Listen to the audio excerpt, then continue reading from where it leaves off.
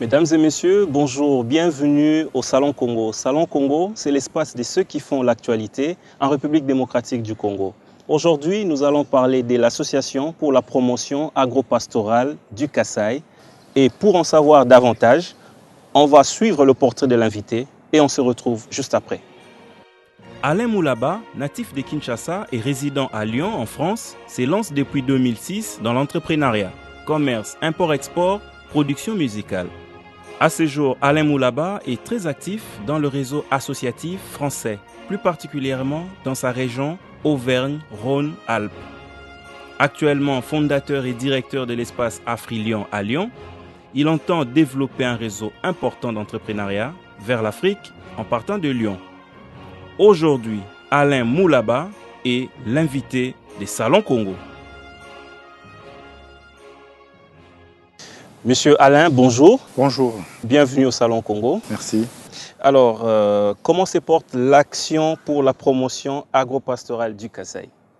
L'association se porte bien, pour ne pas dire très bien, parce qu'on est un peu satisfait ces derniers temps du niveau qu'on a atteint par rapport à nos objectifs de départ.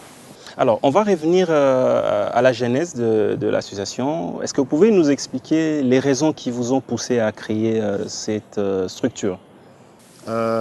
L'association APAPCA, de par son nom, Association pour la promotion agro-pastorale du Kasaï, donc part de l'agriculture et l'élevage. Donc il y a un peu de vécu dans mon enfance par rapport à mes parents lorsqu'on vivait en province.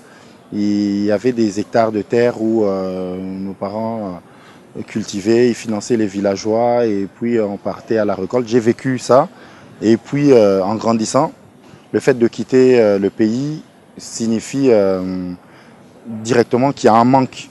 Donc on est parti pour étudier dans les meilleures conditions, pour vivre dans les meilleures conditions. Et il nous arrive tous dans la diaspora de faire des Western Union. Ça c'est très privé. Donc quand on voit plus large, on s'est dit que Western Union à la famille ou à un ami et puis aide au développement au pays ou au village d'où on vient. Donc les motivations sont celles-là. Est-ce qu'on peut connaître le rayon d'action ou le rayon, la sphère d'activité de l'APAPCA? L'APAPCA a une activité bipolarisée entre deux pays. Donc au niveau de la République démocratique du Congo, le noyau d'action part du Kasaï oriental et s'étend sur tous les territoires. Mais concrètement, nous sommes au Kasaï oriental et à Kinshasa. Et au Kasaï oriental, nous avons notre première cible, c'était vers Luputa, le village de Makassa, avec 650 habitants, 6500 habitants à peu près, où nous avons des hectares de terre et on a essayé d'initier des projets. Et on est déjà allé à Ngandajika, Mbujima et Centre, et aujourd'hui on est à Bakwaboa. Mais vous parliez également d'une bipolarisation Oui. En France. En France, le siège c'est à Lyon et plus précisément à la commune de Fontaine-sur-Saône. Et de par notre rayonnement, nous faisons partie des collectifs et réseaux qui s'étendent jusqu'à Paris. Donc toujours pareil, Lyon et Paris, et un peu national par rapport à la France. À Lyon, quelles sont vos activités? À Lyon, nous sommes dans la promotion des valeurs culturelles de la République démocratique du Congo et la recherche des financements et des coopérations. Maintenant, dans cette recherche, dans cette promotion de la culture congolaise, nous sommes tombés sur des rayons et des réseaux plutôt africains et des migrants.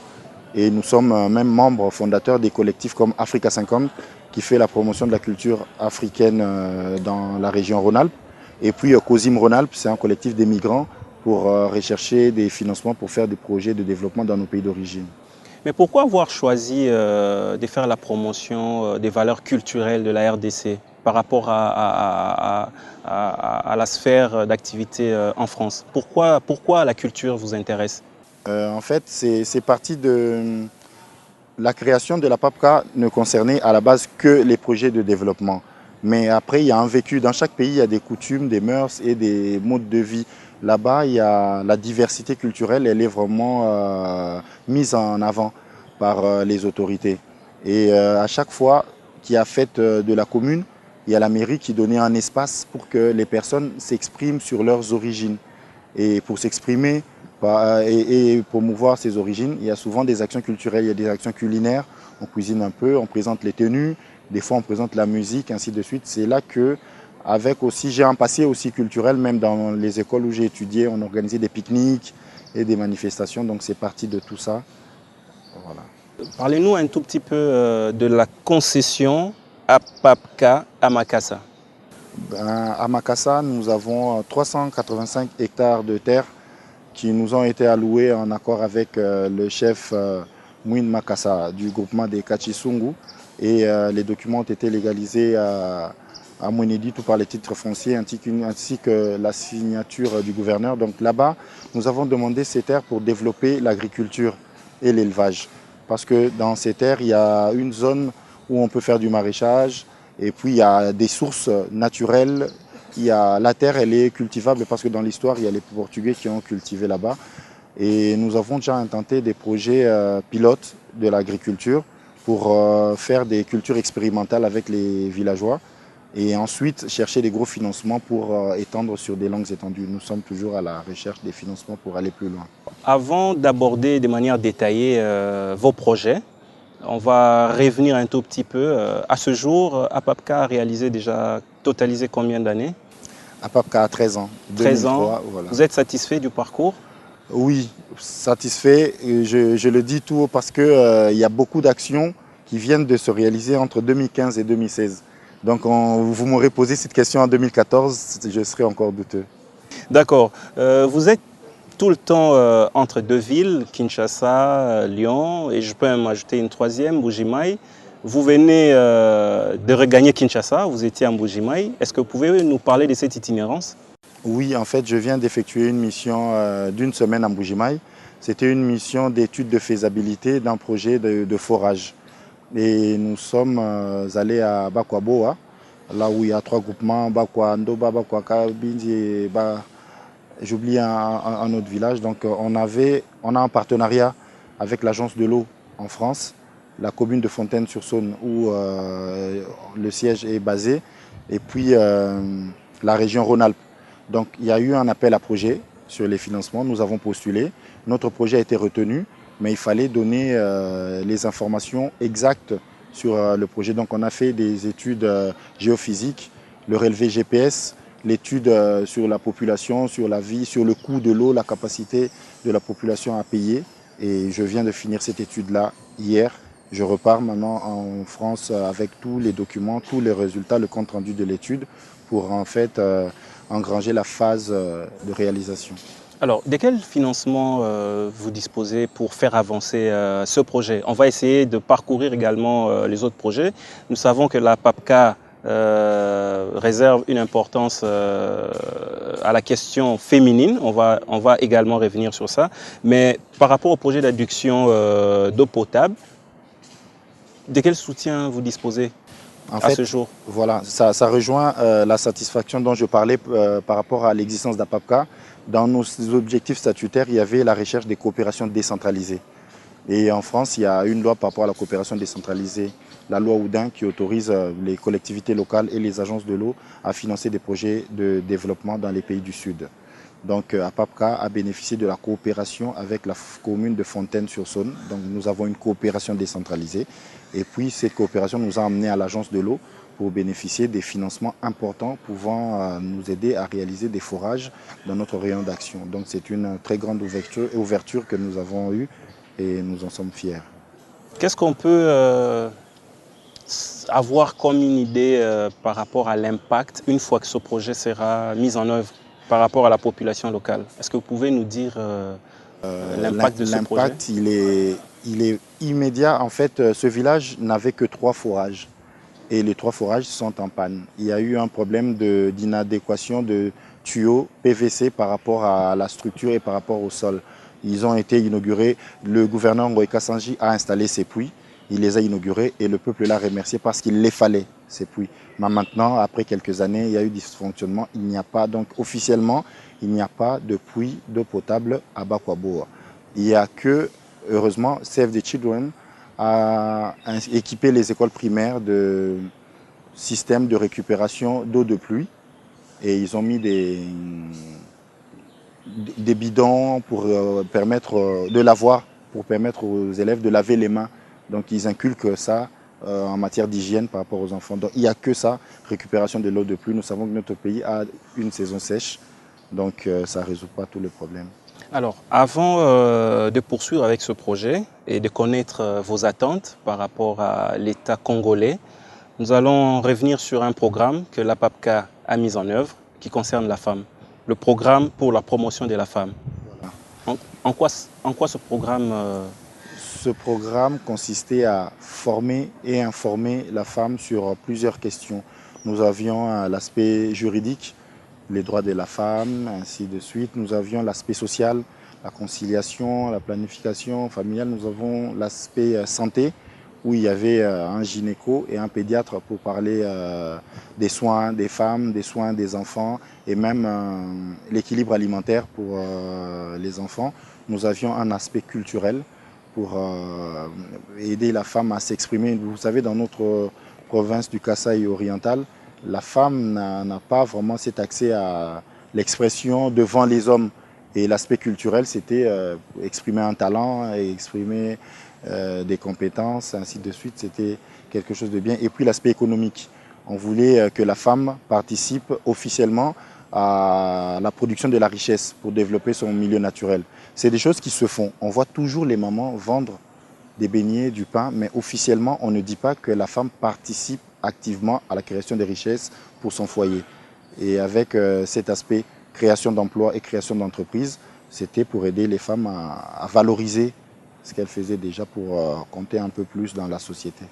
Pourquoi avoir créé la branche Lisanga au sein de l'APAPCA? Au sein de l'APAPCA, c'était un aspect par rapport à la semaine de solidarité internationale où j'étais membre du comité d'animation.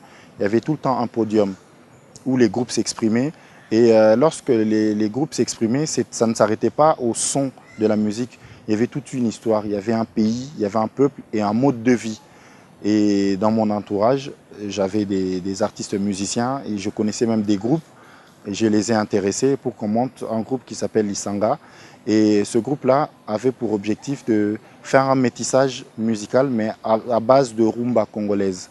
Et on a eu des Congolais, des Brazza, des Centrafricains, des Algériennes, des Françaises, des Togolais. Et lorsqu'on jouait, on expliquait les chansons, on passait les messages. C'est une branche qui a beaucoup fait la promotion de l'APAPCA, qui nous a permis d'entrer dans plusieurs réseaux. On est en train de parcourir le site web de l'APAPCA, apapca.fr. L'onglet partenaire, c'est assez costaud, mais il n'y a pratiquement pas un logo congolais. Vous ne disposez pas d'un soutien au Congo? En fait, officiellement, nous ne disposons pas d'un soutien permanent, mais par rapport à nos projets, nous avons eu le soutien du gouvernement provincial du Kasaï oriental, du ministère provincial du genre, développement rural. Nous avons déjà eu des soutiens, mais ça vient même cette année. Je peux parler d'un nouveau partenariat qu'on est en train de nouer avec la Fondation MIBA. Et c'est des partenariats qu'on va annoncer sur le site, mais il faut que les partenaires européens qui sont sur le site, c'est des gens qui ont déjà travaillé avec nous et qui, dans les clauses, ont exigé, pas exigé, mais souhaité la mise en avant de leur nom dans nos outils de communication. Lorsque nous communiquons, qu'on dise qu'on est partenaire voilà. Alors ça fait pratiquement une dizaine de partenaires européens. Comment vous avez fait pour les convaincre? Et qui sont-ils? Nous avons le COSIM Rhône-Alpes, qui est le collectif des migrants. Et j'ai même eu une annonce depuis le 1er octobre dernier. Je suis le président du COSIM Rhône-Alpes. Félicitations. Merci. C'est un collectif de 98 associations des migrants en région. Et nous avons été membres de ce collectif qui nous soutenait. C'est grâce au COSIM Rhône-Alpes qu'on a eu tous les financements. C'est un collectif de veille sur les financements au niveau de l'Europe. C'est un collectif de formation aux associations par rapport à la gestion des projets et la gestion interne des associations. Et puis c'est une plateforme aussi d'échange de compétences. Et puis ce collectif-là nous a aidé à faire tout ce qu'on a fait. J'étais membre, je suis allé au conseil d'administration et j'ai postulé pour la présidence, je suis président. Nous avons Africa 50, où je suis membre fondateur et j'ai été trésorier aussi là-bas. Donc c'est un collectif qui nous permet d'avoir une visibilité. Je donnerai un petit exemple. Lors de la fête de la musique, lorsque Lisanga demande à jouer sur un podium, on peut avoir un avis défavorable. Mais avec le collectif Africa 50, lorsqu'on demande à la ville de Lyon, ils donnent tout un podium pour Africa 50. Donc ensemble, on va plus loin et on est plus fort. Et il y a la ville de Lyon qui nous soutient en matière de salles, en matière des fois de buffet, le Grand Lyon, la région Rhône-Alpes qui a déjà soutenu un projet, le projet pilote de l'agriculture à Makassar. C'était la région Rhône-Alpes. Le ministère des Affaires étrangères français, c'est pour le projet pour la promotion de la femme. Et là, la commune de Fontaine-sur-Saône, c'est notre coopération décentralisée. Et je ne sais pas s'il y en a que j'ai pas Alors, cité. on vous sent optimiste, enthousiaste, mais dites-nous, comment vous avez fait pour séduire pratiquement ces dizaines d'acteurs européens? Moi, je penserais que c'est plutôt une question de pragmatisme. Donc, je suis allé avec la même motivation lorsqu'on a créé l'association APAPCA en 2003. Et le premier rendez-vous que j'ai eu à la mairie du 7e arrondissement de Lyon n'était pas très favorable en fait. Parce que j'ai eu des réponses. La mairie, elle est petite pour financer des projets au Congo. Vous vivez en France, vous pouvez aussi faire des choses en France. Et à partir de là, j'ai commencé à me documenter et à m'informer sur le volet intégration et le vivre ensemble. Donc c'est une question de connaître les codes d'un pays. C'est un facteur d'intégration en fait, le fait d'avoir tous ces partenaires. J'ai appris à connaître la France profonde même, dans les campagnes, dans la vie associative. J'ai intégré des réseaux et j'ai été aussi présent. Il faut être disponible pour répondre aux rendez-vous, pour participer aux colloques, aux forums, aux semaines, aux villages. Donc il y a tout ça.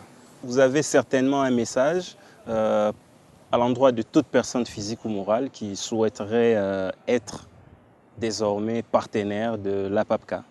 Oui. En fait, nous, à APAPCA, on est très ouverts au partenariat.